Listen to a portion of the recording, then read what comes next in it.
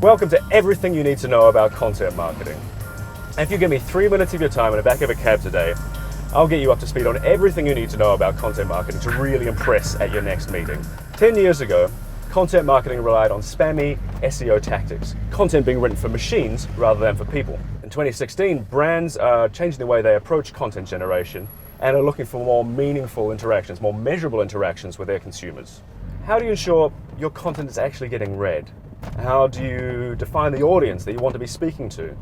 And how do you measure the effectiveness of any activity you're running? We'll come on to these topics in the weeks to come. But firstly, what exactly is content marketing? Is it native advertising, one of the buzzwords of the industry at the moment? Not necessarily. Content marketing is the strategy for the creation and distribution of interesting and engaging content. Native advertising is a paid-for ad unit that fits the form and the function of the website that it sits on. Content advertising is the message, and native advertising is the envelope that it's delivered in. Let's not get stuck on definitions though. Let's talk about the value of content marketing. In 2015, 88% of US marketers ran some form of content marketing, but only 1/3 of them had any overarching strategy in place. Content Marketing Association says that £4 billion was spent on content marketing last year. 1 in every £4 spent on marketing overall. And that number is growing by 25% year on year. What's driving this?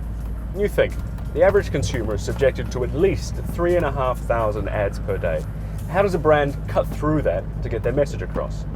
Content marketing is one strategy, but just creating a piece of content isn't good enough. It's got to be interesting and it's got to be enduring. Remember, it's a marathon, not a sprint. So what do you need to ask yourself before you're setting your content strategy? How much is too much?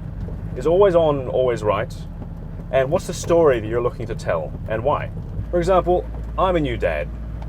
If a nappy company wants to advertise nappies to me or show me blog posts about nappies, I'm not interested. I get nappies. I buy nappies. But if they want to tell me about immunization schedules or about how to improve language skills, that's actually really valuable to me. That's something that builds an affinity and a loyalty to their brand.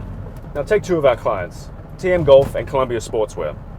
And they're creating content that goes beyond the products they're actually looking to sell. They're creating content that really informs, educates, and entertains their audience. And those 3 words should be your mantra. Your content marketing strategy needs to understand your key business needs and your customers' interests and how you're going to address them.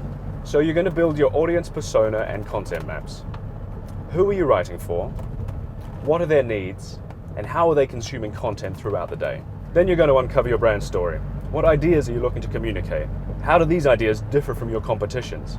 And once you've actually got them across to your consumers, what happens next? Finally, you're going to create your channel strategy. Which platforms are you going to tell your story on? What are you looking to achieve on these different platforms? And lastly, how do you create a cohesive conversation across all of these different platforms? Remember, you're looking to have a conversation with a particular audience.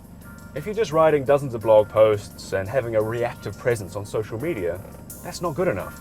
Unless you've got an overarching strategy in place, you're not going to achieve your goals. In the next episode, we'll tackle targeting and getting to know your audience.